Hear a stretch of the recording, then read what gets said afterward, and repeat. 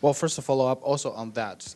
But yesterday, during the presser, President-elect Trump said he's not ruling out military and economic coercion measures to get those things. Do you think that would be a right thing to do from the UN's perspective? It's not about the administrations, right? Far be it for me to advise any administration or oncoming administration. So I think that's a good question to ask analysts. But go ahead. Thank you, Dezhi. As I said, one administration at a time, and I'm also not going to get dragged in a Alice and Wonderland hole into speculative comments. But okay.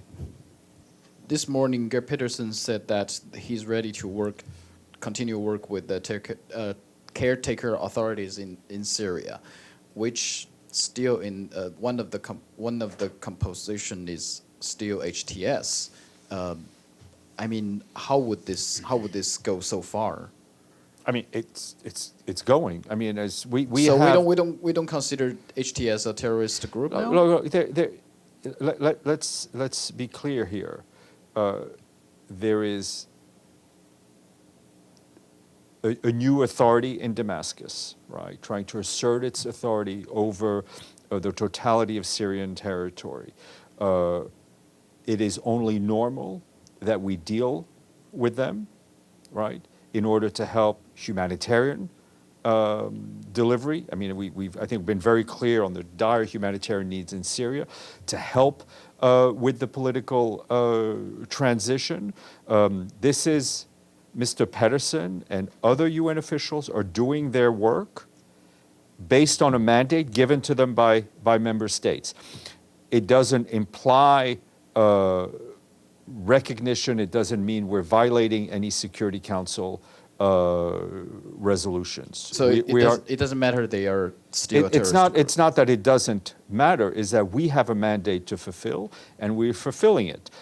There are other parts in the world where we have to talk to groups who may be on lists as well, and we do it because they're the de facto authorities in a place, and we have to do it to fulfill our mandate. So and it doesn't stop us from condemning actions when those actions need to be condemning wherever they occur in the world. In the Security Council chamber today, the Chinese ambassador particularly said that the de facto forces, they promoted militants from TIP, which is also a named enlisted terrorist group, militants.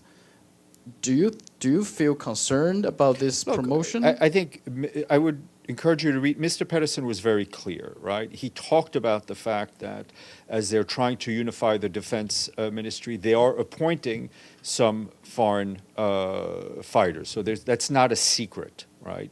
And he was also very clear in what we want to help the Syrian people with, and that is to rebuild their country, to rebuild institutions that are accountable to the people, to rebuild institutions where all Syrians, regardless of faith, regardless of ethnicity, feel recognized and feel protected. And we're doing this within the broad spirit of Security Council 2254, which was passed by the Security Council. Which does not include terrorists, right? Which was passed by the Security Council.